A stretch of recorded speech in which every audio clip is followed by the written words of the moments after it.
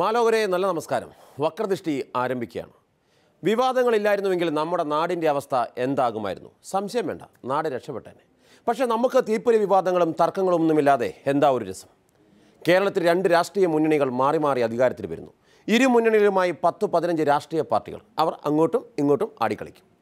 K M മാണിയെ പോലെയുള്ളവരുടെ പാർട്ടികൾ പിളർന്നിട്ടും മുന്നണി വിട്ടിട്ടും അല്ലാതെയുമൊക്കെ എന്തെല്ലാം അഭ്യാസങ്ങൾ കാട്ടിയാണ് നിൽക്കുന്നത്. ഇപ്പോഴിതാ UDFിൽ നിന്ന് JDU കൂടി കളം മാറ്റി ചവിട്ടുന്നു. LDF എന്ന പഴയ തറവാട്ടിലേക്ക് JDU മടങ്ങുന്നു. LDF അവരുടെ ചാക്ക് വലുതാക്കി, UDFിൻ്റെ ചാക്ക് കീറിപ്പോയി. ഇനി BJP ആകട്ടെ 2 വശവും കൂട്ടിത്തേച്ച ചാക്കുമായി തെക്ക് വടക്ക് നടക്കുന്നു. ഇത്തരം അഭ്യാസങ്ങൾക്കെല്ലാം നല്ല നമസ്കാരം അറിയിച്ച് ഇന്നത്തെ വക്രദൃഷ്ടി ആരംഭിക്കുന്നു. കുട്ടനാട് MLA തോമസ് ചാണ്ടിക്ക് ഇനി മന്ത്രിയാകാൻ കഴിയുമോ? അതോ AK ശശീന്ദ്രൻ MLA മന്ത്രിയാകുമോ? തുടങ്ങിയ ചർച്ചകൾ NCPയിൽ ശക്തമായി നടക്കുമ്പോഴാണ് CPM ആലപ്പുഴ ജില്ലാ കമ്മിറ്റി വരാൻ പോകുന്ന തെരഞ്ഞെടുപ്പിലേക്ക് ഇപ്പോഴേ നിലപാട് അറിയിച്ചിരിക്കുന്നത്. കുട്ടനാട് സീറ്റ് ഇനി CPM മത്സരിക്കുമെന്ന്. അതിൻ്റെ കാരണം ഇതാണ്.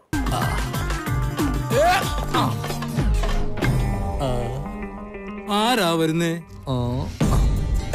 അത് നമ്മുടെ കമലാസൻ തന്നെയല്ലേ? കമലാസനം പേർഷ്യന്ന് വരുന്നേ.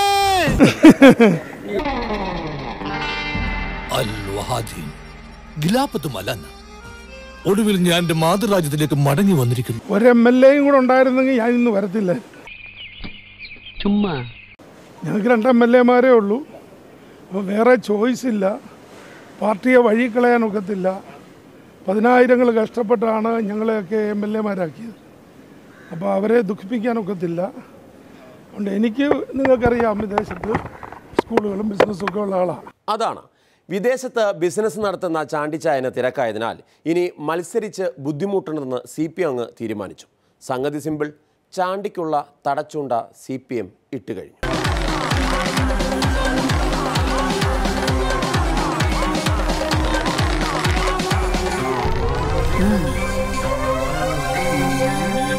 കുട്ടനാട് മണ്ഡലം ഞാൻ കിട്ടണം.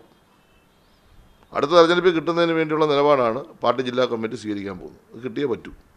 തോമസ് ചാണ്ടി ഇനി അവിടെ മത്സരിക്കാൻ സാധ്യതയില്ലെന്ന് ഞാൻ മനസ്സിലാക്കുന്നു. നെഞ്ചുവേനും പരിയൊന്നുമില്ല, നല്ല നടുവേനുണ്ട്.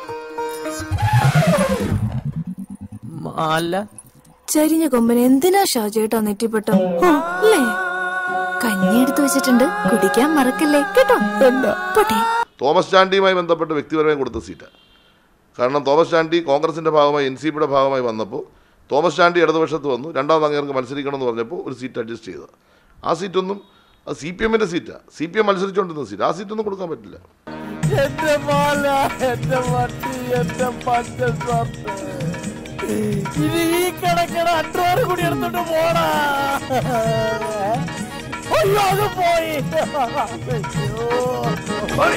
അത് ഞങ്ങൾ കഴിഞ്ഞ പ്രാവശ്യങ്ങൾ ആവശ്യപ്പെട്ടു, ജില്ലാ പാർട്ടി ആവശ്യപ്പെട്ടു. അത് രഹസ്യമായിട്ട് വെക്കേണ്ട കാര്യമൊന്നുമില്ല. ചാണ്ടി മത്സരിക്കാത്തിടത്തോളം കാലം ആ സീറ്റ് CPMൻ്റെ സീറ്റാണ്. അത് CPMന് തരേണ്ടി വരും. അത് യാതൊരു തർക്കമില്ല. ഞങ്ങളുടെ പാർട്ടിയുടെ ശക്തി കേന്ദ്രം അങ്ങനെയൊന്നും കൊടുക്കാൻ പറ്റില്ല. അതാണ്. പിന്നെ എല്ലാ സീറ്റും നമുക്ക് കിട്ടില്ലല്ലോ, പിന്നെ ബാക്കി അവർക്ക് കൊടുക്കണമല്ലോ കുറച്ച്.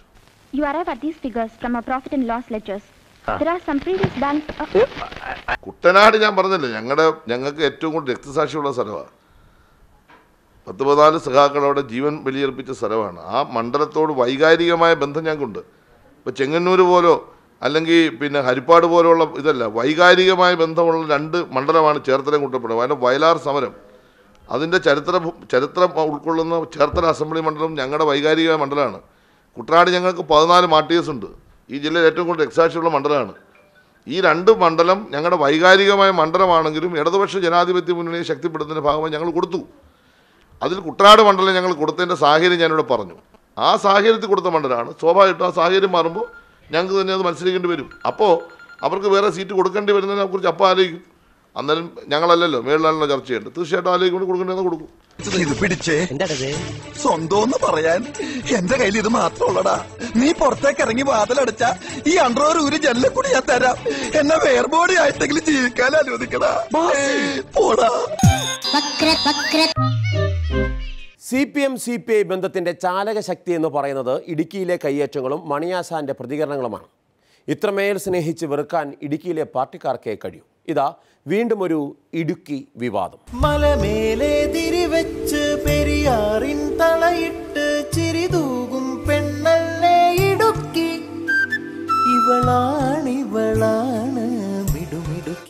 ഞങ്ങളുടെ ജില്ലാ സമ്മേളനത്തിൽ ഇവിടെ വിമർശിച്ചു എന്നൊക്കെ പറഞ്ഞ് ഏതോ പത്രം മനോരമയോ മാതൃഭൂമിയോ മംഗളോ ഒക്കെ റിപ്പോർട്ട് ചെയ്തു. ആരാ? CPI വിമർശിച്ചു എന്നും പറഞ്ഞു. ഞങ്ങൾക്കറിയില്ല. അത് കേട്ട പാടിയാണ് സഖാവ് KK ശിവരാമനും കൂട്ടരും പ്രസ്താവനയായി ഇറക്കിയിരിക്കുക. വല്ല പത്രക്കാരനും പറയുന്നതെല്ലാം കേട്ടോണ്ട് ചുമ്മാ ഉത്തരവാദിത്തമുള്ള രാഷ്ട്രീയ പ്രവർത്തകൻ CPIയുടെ ജില്ലാ സെക്രട്ടറി ഈ നിലയിലുള്ള പണി, ഈ നിലയിലുള്ള പ്രസ്താവന ഇറക്കിയത് മുന്നണി മര്യാദയ്ക്കും സാമാന്യ മര്യാദയ്ക്കും നിരക്കുന്ന കാര്യമല്ല. മനസ്സിലായില്ലേ?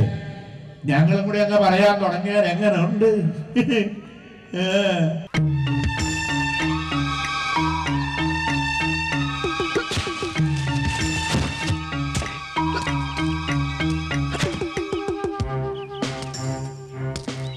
ദാസൻ ഇത് കൊണ്ടുപോവാണ്.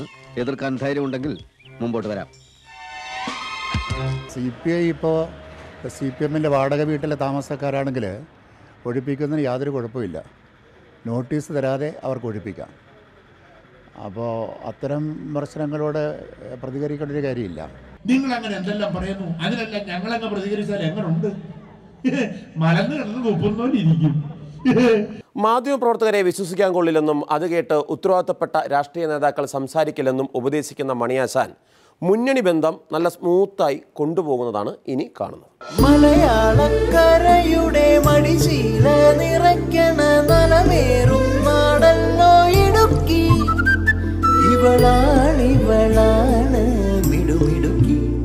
CPI ആണ് ഈ പട്ടയ റദ്ദാക്കിച്ചതെന്നും അതിന് കോൺഗ്രസ്സുകാരുടെ പ്രതിഫലം പറ്റിയെന്നുള്ള നട്ടാൽ കുരുക്കാത്ത നെറികെട്ട ആരോപണം M.M. മണി ഉന്നയിച്ചത്. ആ ആരോപണം തെളിയിക്കണമെന്ന് 100 വട്ടം ആവശ്യപ്പെട്ടിട്ടും അതിനുശേഷം പിന്നെ യാതൊരു പ്രതികരണവും കണ്ടിട്ടില്ല. അപ്പോൾ അത് വളരെ ബോധപൂർവ്വം മെനഞ്ഞെടുത്ത ഒരു കഥയാണ്.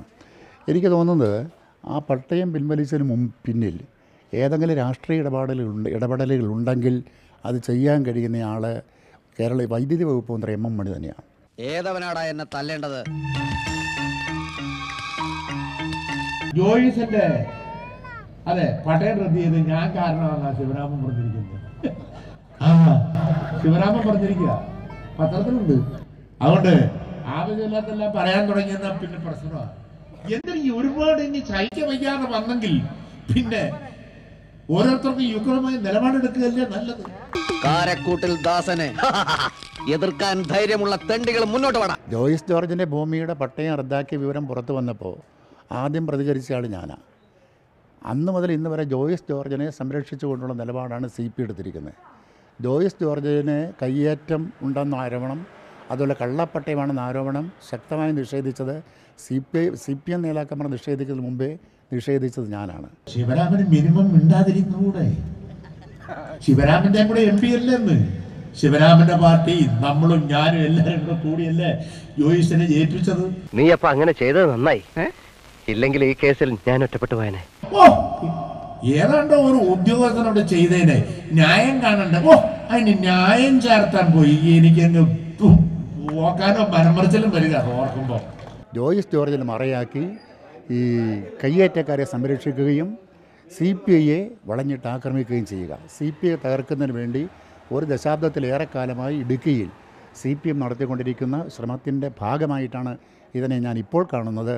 ഇനി എന്റെ അനുജന്മാരുടെ ദേഹത്തെങ്ങാനും ഒരു തരി മണ്ണ് നുള്ളിട്ടാണുണ്ടല്ലോ, ഈ നിൽക്കുന്നവന്മാരുടെ കാര്യത്തിന് മുകളിൽ തലയുണ്ടാവില്ല.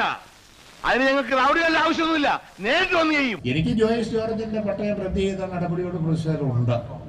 അതന്നുകൊണ്ട് ഇന്നുണ്ട്.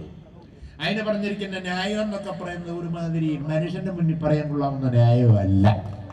അത് തന്നെ 5 വർഷം ഉമ്മൻചാണ്ടി എല്ലാ പണിയും നോക്കിയിട്ട് നടന്നില്ലല്ലോ. ഹം സബ് ചോർ ഹേ, ഞങ്ങളെല്ലാം കള്ളന്മാരാണ്. 5 വർഷം കൊണ്ട് ഉമ്മൻചാണ്ടി നോക്കിയിട്ട് നടക്കാത്ത കാര്യം ഇപ്പം നടന്നു എങ്കിൽ അതിനകത്ത് എന്താ?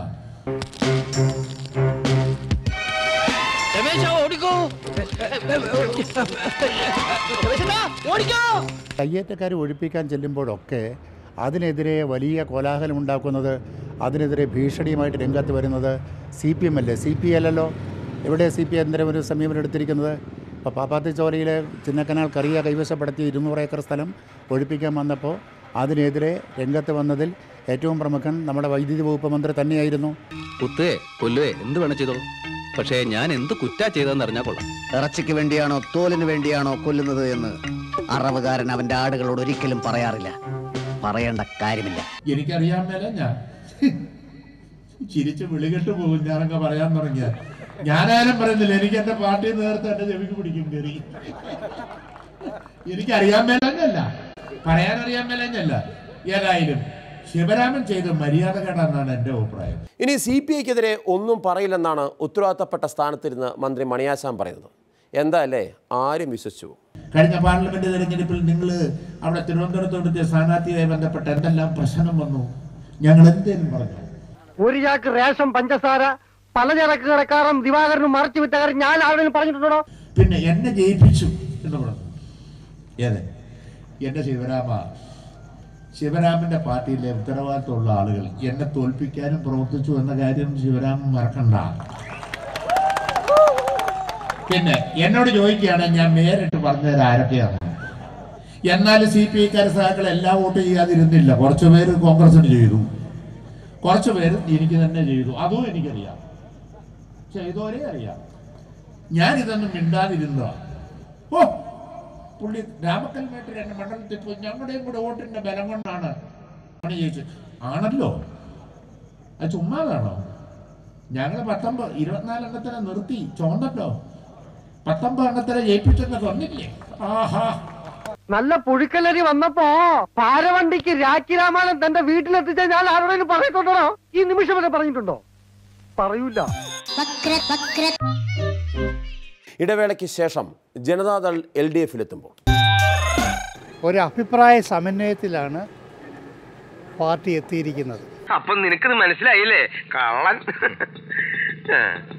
പിടിച്ചിരുന്നോ? വിട്ടോ, ശരിക്കും പിടിച്ചോ?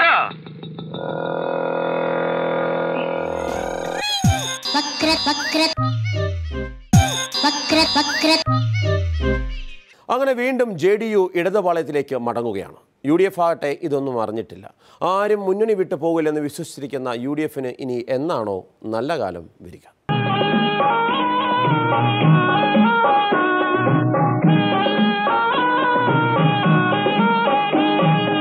ഒരിടത്തു ജനനം ഒരിടത്തു മരണം ചുമലിൽ ജീവിതഭാരം. ഒരിടത്തു ജനനം ഒരിടത്തു മരണം ചുമലിൽ ജീവിതഭാരം. വഴിയറിയാതെ മുടന്തി നടക്കും വിധിയുടെ ബലി മൃഗങ്ങൾ നമ്മൾ, വിധിയുടെ ബലി മൃഗങ്ങൾ. ഇന്ന് വിശദമായി സംഘടനാപരവും രാഷ്ട്രീയവുമായ കാര്യങ്ങൾ ചർച്ച ചെയ്തതിന് ശേഷം ഒരു അഭിപ്രായ സമന്വയത്തിലാണ് പാർട്ടി എത്തിയിരിക്കുന്നത്. അപ്പൊ നിനക്കത് മനസ്സിലായില്ലേ കള്ളൻ? പിടിച്ചിരുന്നോ? വിട്ടോ, ശരിക്കും പിടിച്ചോ?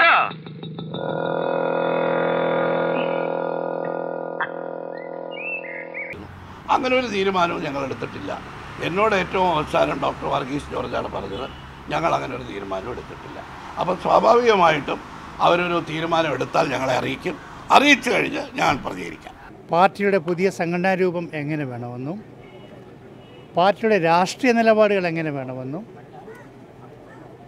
ഒരു ഏകാഭിപ്രായത്തിലാണ് എത്തിയിരിക്കുന്നത്. അതിനാവശ്യമായ ചർച്ചകൾക്ക് നേതൃത്വം കൊടുക്കുന്നതിന്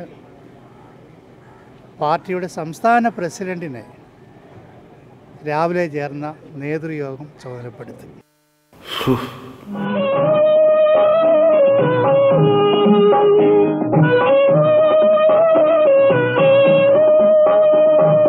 ഈ യാത്ര തുടങ്ങിയതെവിടെ നിന്നോ, ഇനിയൊരു വിശ്രമമെവിടെ ചെന്നോ.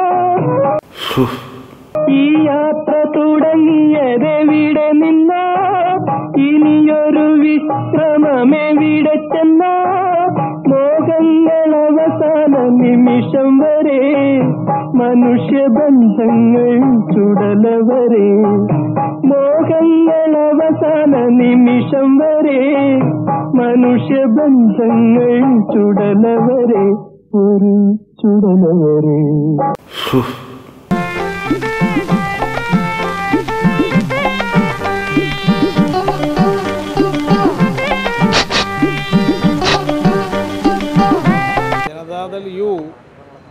UDF വിടാനെടുത്തിരിക്കുന്ന തീരുമാനം സ്വാഗതാർഹമായൊരു തീരുമാനമാണ്.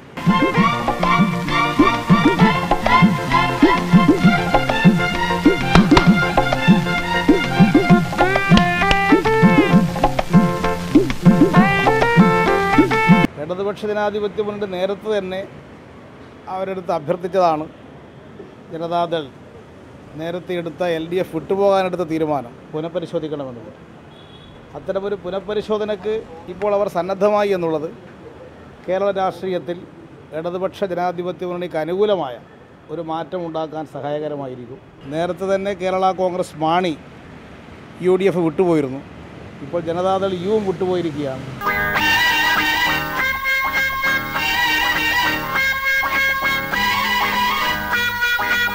മറ്റ് ഘടകകക്ഷികളും ഇനി ആ മുന്നണിയിൽ തുടരാൻ സാധിക്കാത്ത അവസ്ഥയാണ് ഐക്യ ജനാധിപത്യ മുന്നണിക്ക് സംഭവിക്കാൻ പോകുന്നത്.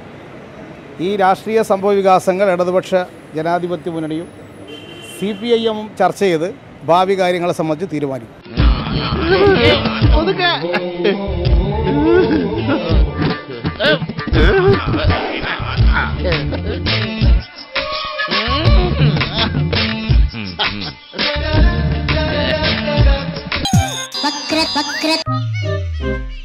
മുഖ്യമന്ത്രിക്ക് ഹെലികോപ്റ്റർ ഉപയോഗിക്കാനും അതിന് വാടക ദുരന്ത ഫണ്ടിൽ നിന്ന് എടുത്തു കൊടുക്കാനും വകുപ്പുണ്ടെന്ന് മന്ത്രി AK ബാലൻ. കാണാം ഇടവേളയ്ക്ക് ശേഷം. അവനവൻ കുരുക്കുന്ന കുരുക്കഴിച്ചെടുക്കുമ്പം ഹോക്കിയുമായി ബന്ധപ്പെട്ടുകൊണ്ട് CMDRF ഫണ്ടിലാണ് ഹോക്കി ഫണ്ട് വരുന്നത്. ഇപ്പൊ കറക്റ്റ്, അല്ലെങ്കിൽ പിള്ളേച്ചൻ നുണ പറയുന്നതായിരിക്കും.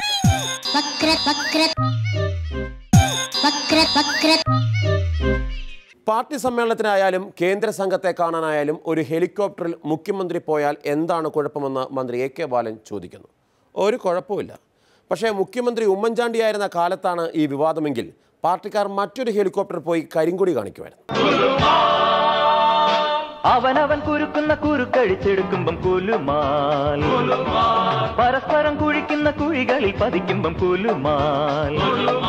ഇവിടെ മുഖ്യമായ പ്രശ്നം വന്നത് പാർട്ടി യോഗത്തിൽ നിന്ന് തിരുവനന്തപുരത്തേക്ക് വരുന്നു, വീണ്ടും തിരിച്ചങ്ങോട്ട് തന്നെ പോകുന്നു. അതിൻ്റെ പേയ്മെൻറ്റ് കൊടുത്തത് സംബന്ധിച്ചാണ് ഇപ്പം വിവാദമായിരിക്കുന്നത്. മുഖ്യമന്ത്രി തൃശ്ശൂരിൽ നിന്ന് തിരുവനന്തപുരത്തേക്ക് ഹെലികോപ്റ്ററിൽ യാത്ര ചെയ്തത് ഓഖി ദുരന്തവുമായി ബന്ധപ്പെട്ട പ്രശ്നങ്ങൾ പഠിക്കാനും സംഭവസ്ഥലം പരിശോധിക്കാനും കേന്ദ്ര സംഘം വന്നപ്പോൾ ആ കേന്ദ്ര സംഘത്തെ കാണുന്നതിന് വേണ്ടിയാണ്. ജനനഭാരങ്ങൾ ചുമന്നും സമയതീരങ്ങൾ തിരഞ്ഞും നിലയുറയ്ക്കാതെ കുഴഞ്ഞും തുഴകളില്ലാതെ തുഴഞ്ഞും ഇരുളിലങ്ങിങ്ങു പകലു തേടുമ്പം കുലുമാൽ. ഹെലികോപ്റ്ററിൻ്റെ 10 പൈസ പാർട്ടി വഹിക്കേണ്ട ഒരാവശ്യമില്ല. നിയമവിരുദ്ധമായിട്ട് അതിൽ യാതൊന്നും നടന്നിട്ടില്ല. ഹോക്കി ഫണ്ട് ഉപയോഗപ്പെടുത്തിയിട്ടുള്ള ഹെഡിൽ നിന്ന് ഹെലികോപ്റ്ററിൻ്റെ വാടക എടുത്തിട്ടുമില്ല. ഹോക്കിയുമായി ബന്ധപ്പെട്ടുകൊണ്ട് CMDRF ഫണ്ടിലാണ് ഹോക്കി ഫണ്ട് വരുന്നത്. ഇപ്പൊ കറക്റ്റ്, അല്ലെങ്കിൽ പിള്ളേച്ചൻ നുണ പറയുന്നതായിരിക്കും. ഹെലികോപ്റ്റർ യാത്ര സ്റ്റേറ്റ് ഡിസാസ്റ്റർ റെസ്പോൺസ് ഫണ്ട്, ദുരന്ത പ്രതികരണ നിധി പറഞ്ഞ മനസ്സിലായില്ലേ? അത് 25% സ്റ്റേറ്റിൻ്റെ വീതമാണ്, 75% കേന്ദ്രത്തിൻ്റെ ആണ്. അതിൽ നിന്നാണ് എടുത്തത്. അത് നിയമവിരുദ്ധമല്ല. ജീവിതം മൊത്തം ഇരുട്ടിലേക്ക് നീങ്ങുകയല്ലേ? അങ്ങനെയൊന്നും പറയാതെ വിജയ. നമുക്ക് മാത്രമല്ല, എല്ലാവർക്കും കഷ്ടകാല. വരൾച്ച, അണക്കെട്ട് ചോർച്ച, ഔവർക്കെട്ട്, തമിഴ് പുലി, ആകെ കുഴപ്പ. ഒരു ഘട്ടം കഴിഞ്ഞാൽ അങ്ങനെയാണ്. മൂർത്തതയും അമൂർത്തതയും തമ്മിലുള്ള ഒരു മാനസിക സംവാദത്തിൽ പലരുടെയും പിടിവിട്ടു പോകും. സഖാവ് EP ജയരാജൻ അദ്വൈത ചിന്തകളിലേക്ക് പോകുന്നുവെന്ന വാർത്തകൾക്ക് നല്ല നമസ്കാരം അറിയിച്ച് ഇന്നത്തെ വക്രദൃഷ്ടി പൂർത്തിയാകുന്നു. നാളെ ഇതേ സമയം ദിനദർശനം കാണാം. അതുവരെ നല്ല നമസ്കാരം.